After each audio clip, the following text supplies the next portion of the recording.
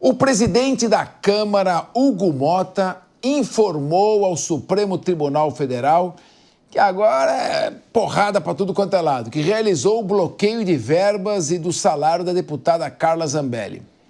A suspensão dos repasses foi determinada pelo ministro Alexandre de Moraes na mesma decisão em que ordenou a prisão preventiva da parlamentar, enquanto ela era parlamentar. Motta também encaminhou à Comissão de Constituição e Justiça da Casa a ordem do STF para cassar Zambelli. A perda do mandato da deputada deve ser analisado no plenário da Casa, porque hoje o Itamaraty formalizou à Itália o pedido de extradição da parlamentar. Zambelli foi condenada a 10 anos de prisão, na verdade reclusão, por invadir os sistemas do Conselho Nacional de Justiça e logo após deixou o país. Thaís Cremasco, vamos lá. Primeiro, eu conversei com o pessoal que atua na defesa da Carla Zambelli, não li o processo, mas disseram que só tem a palavra do delator, aquele escroque lá, o Walter Delgatti, e que ela foi condenada com base nisso. Por outro lado, a pena foi muito alta. Na época que ela praticou o crime, a pena máxima era 1 ano, mas teve as falsidades ideológicas que foram se somando até chegar nesse patamar. O que você acha da parlamentar, ex-parlamentar Carla Zambelli? Que informações você tem dela ter procurado esse Walter Delgatti e o que você achou da decisão do Supremo Tribunal Federal? Bom, enquanto uma mulher feminista, sempre vou lamentar a prisão de uma mulher que está na política, né? O Brasil é um dos países que tem a pior taxa de inclusão de mulheres na política. As mulheres que conseguem chegar lá são, de fato, perseguidas.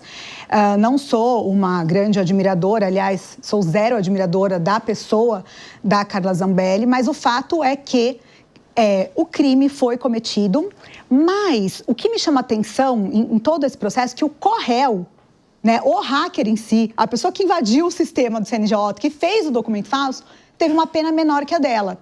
Né? O que me chama a atenção é como a legislação se aplica de forma desigual às mulheres. E isso não é uma percepção minha, porque sou uma mulher feminista. O próprio Conselho Nacional de Justiça, né, determinou que todo o sistema de justiça fosse permeado pelo protocolo de julgamento na perspectiva de gênero.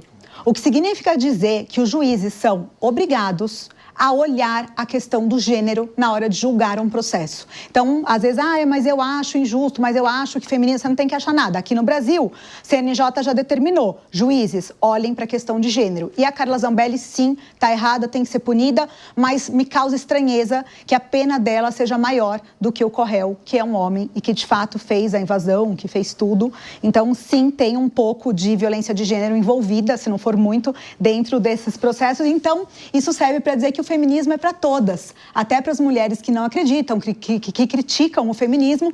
Nessas horas, a gente precisa lembrar que ele é bom, porque essa violência, ela permeia a vida de qualquer mulher, independente de você gostar ou não do feminismo.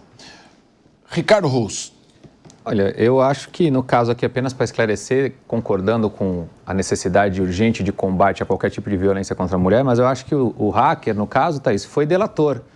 Então, ele teve ali um benefício por ter sido delator. Então, tem uma atenuação ali, enfim, por ele ser o cagueta do rolê, vamos assim chamar um linguajar mais popular. Então, ele fez ali a entrega da coisa toda. Eu acho que a situação é difícil. Vale primeiro lembrar que o Hugo Motta deu um passo para trás, porque num primeiro momento ele disse que decisão judicial deve se cumprir e tal, mas como já foi dito aqui, inclusive no Linha de Frente várias vezes pelo próprio Capês, o Alexandre de Moraes tinha pedido a prisão de uma parlamentar em mandato.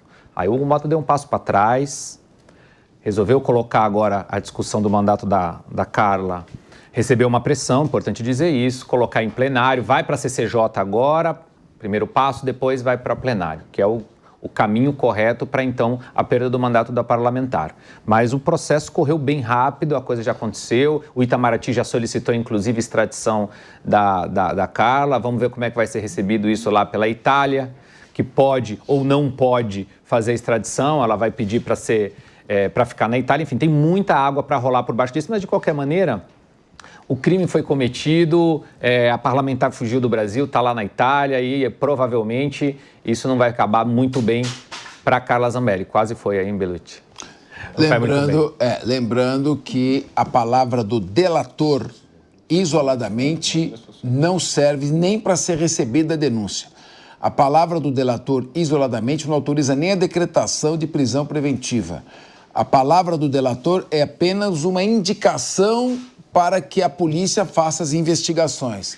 Então, não sei se há outras provas, mas foi só com base na palavra do Walter Degatti, é de se lamentar, porque é uma decisão francamente contrária à lei, mas aí depois podemos conversar com o advogado que atuou na defesa.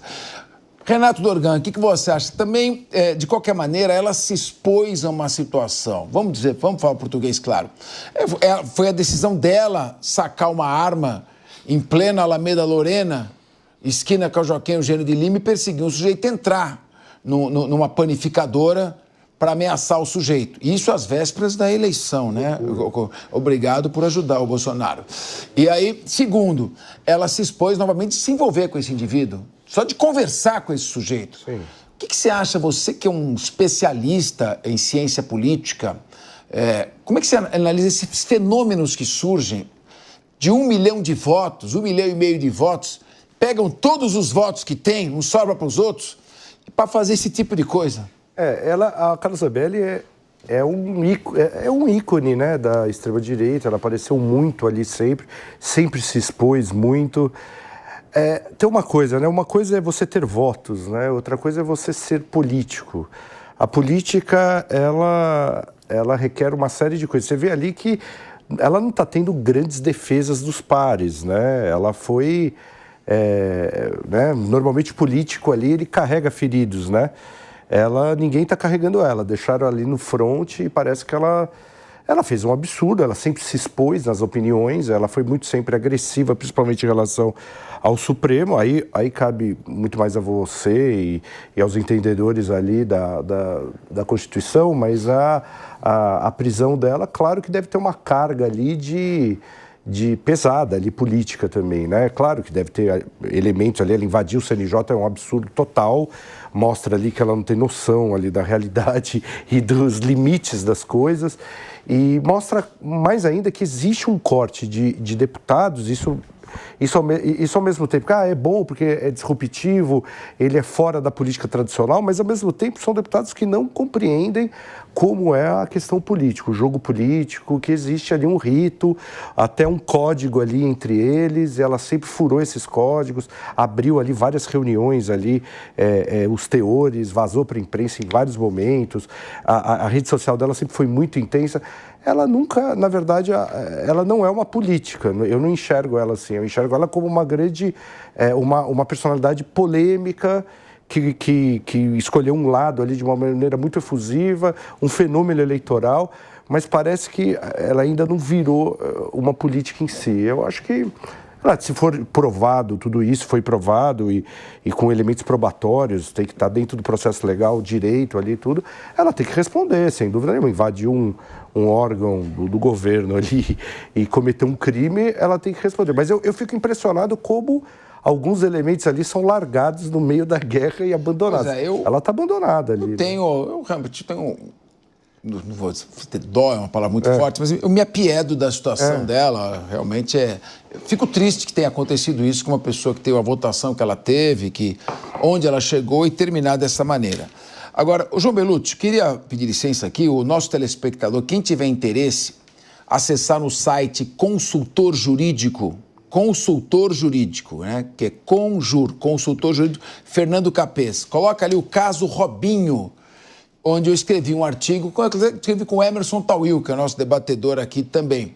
E ali nós apontamos um seguinte ponto que pode beneficiar a Carla Zambelli neste caso. Depois, se você quiser, acesse o caso Robinho, Fernando Capês e Emerson Tawil, Conjur. O Tratado de Cooperação Judiciária entre o Brasil e Itália, que está valendo porque ele foi ratificado em 92 pelo Legislativo, no artigo 1.3, que trata do objeto de cooperação, ele diz o seguinte: a cooperação entre Brasil e Itália não compreenderá a execução de medidas restritivas de liberdade pessoal, nem a execução de condenações. De maneira que a Itália, se lá for feita uma análise jurídica e não política, poderá negar a chamada extradição executória para ela cumprir a pena que foi imposta aqui lá na Itália. E aí fica só a questão da extradição, se ela vai ser extraditada ou não.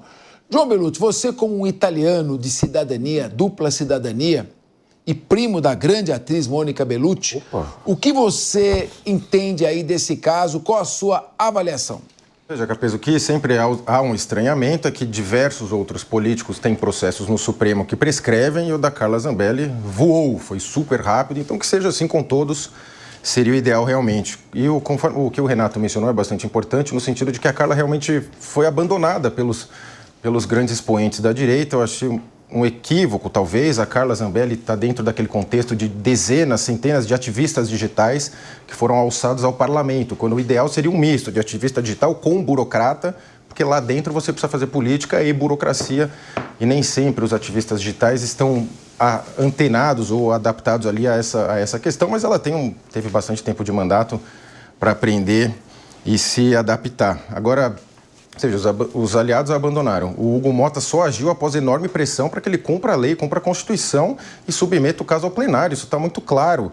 Ele vinha enrolando, mas os congressistas o pressionaram.